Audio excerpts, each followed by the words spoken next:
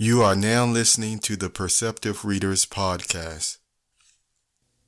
Greetings everyone and welcome to the Perceptive Readers. This is James. This week we will go into chapter 4 of Mark Twain's The Prince and the Pauper with the opening consideration thoughts, the reading, people to remember, and allow me to share a thought. So let's get into it right away. Again, welcome. Opening consideration, impressions. Misunderstanding can cause people to feel you are not smart when in reality nothing could be further from the truth. Think about something you are good at in school. There are students who are math whizzes while others are great in understanding their native tongue and other languages as well. During the arithmetic testing time, the math whiz aces the test while the language student struggles. During the languages testing time, the language student aces the test while the math whiz student struggles. When it comes to either subject, math or language, of discussion, you can see how both students could still learn from one another. What would it take for both of them or for them to get along and respect each other's gift? Word meanings. To palter is to act insincere. In a sentence, oh, jest not, palter not, delay not. See when you recognize this word in chapter 4 of The Prince and the Pauper. The prince's troubles begin. Chapter 4. After hours of persistent pursuit and persecution, the little prince was at last deserted by the rabble and left to himself.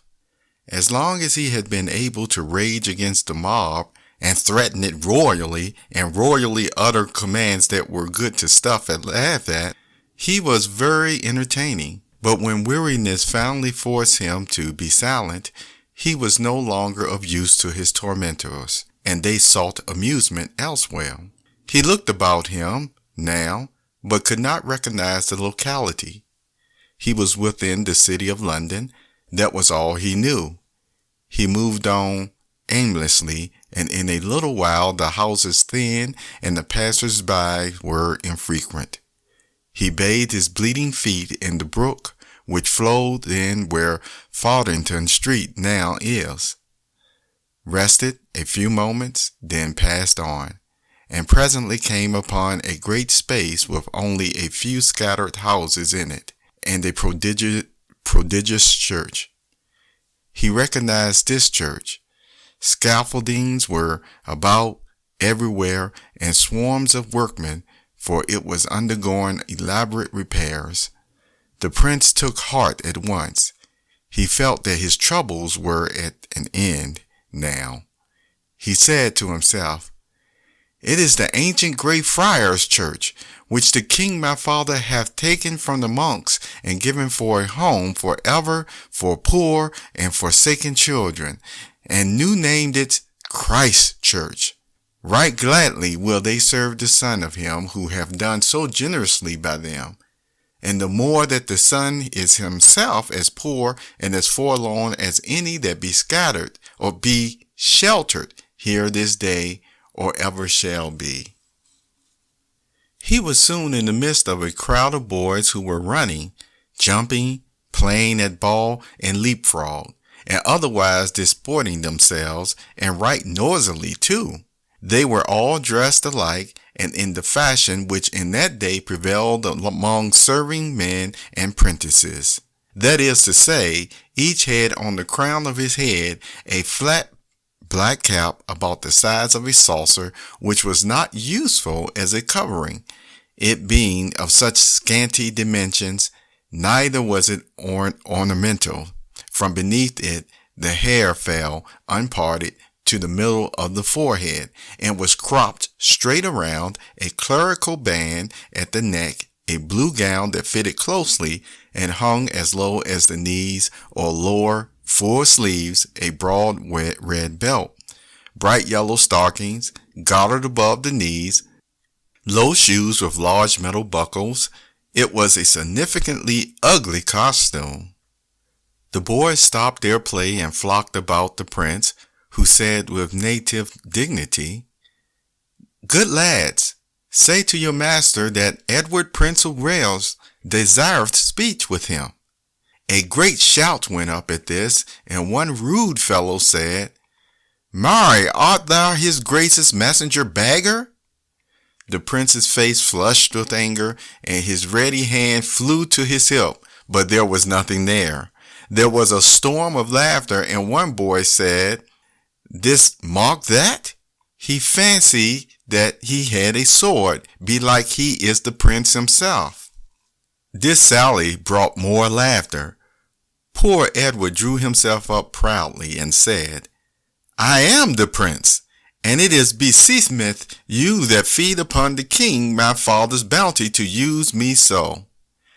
This was vastly enjoyed, as the laughter testified. The youth who had first spoken shouted to his comrades, "Ho, swine, slaves, pensioners of his grace princely father, where be your manners?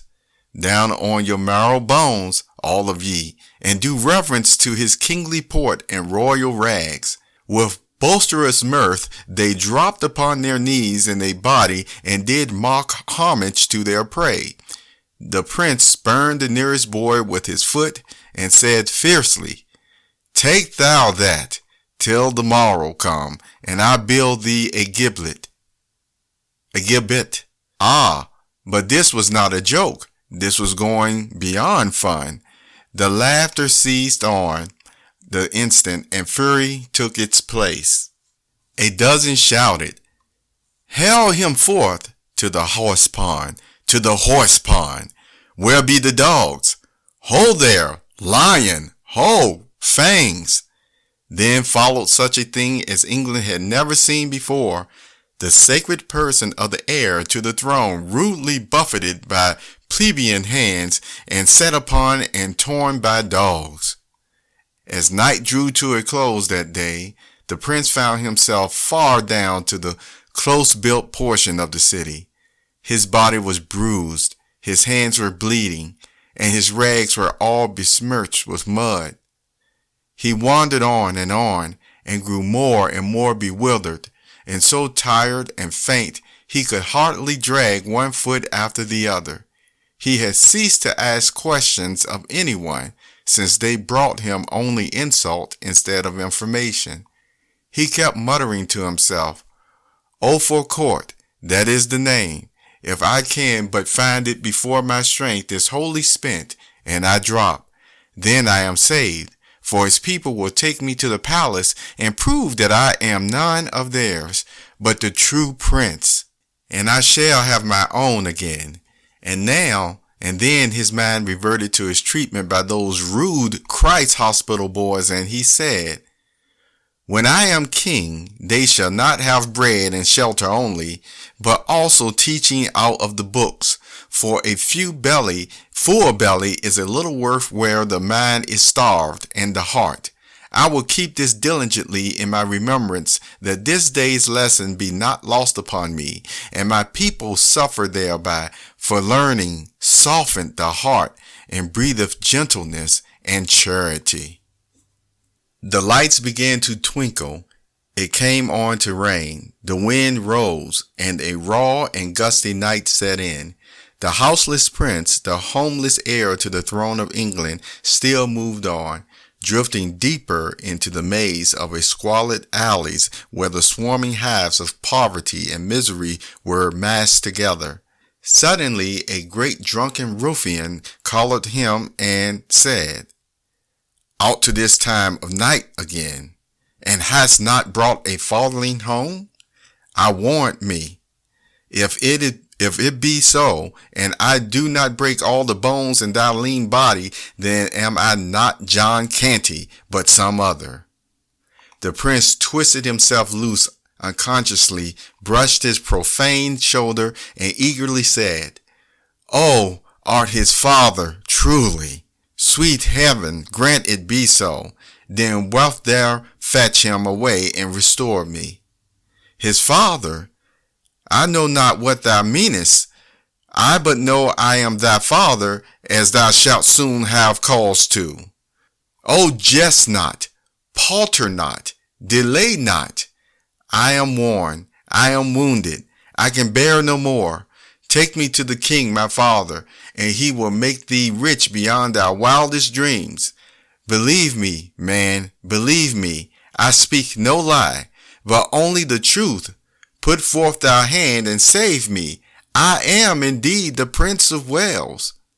The man stared down, stupefied, upon the lad, then shook his head and muttered, Gone stark mad as any Tom O'Bantlam. Then collared him once more and said, with a coarse laugh and an oath, But mad or no mad, I and thy gamer Canty will soon find where the soft places in thy bones lie, or I'm no true man.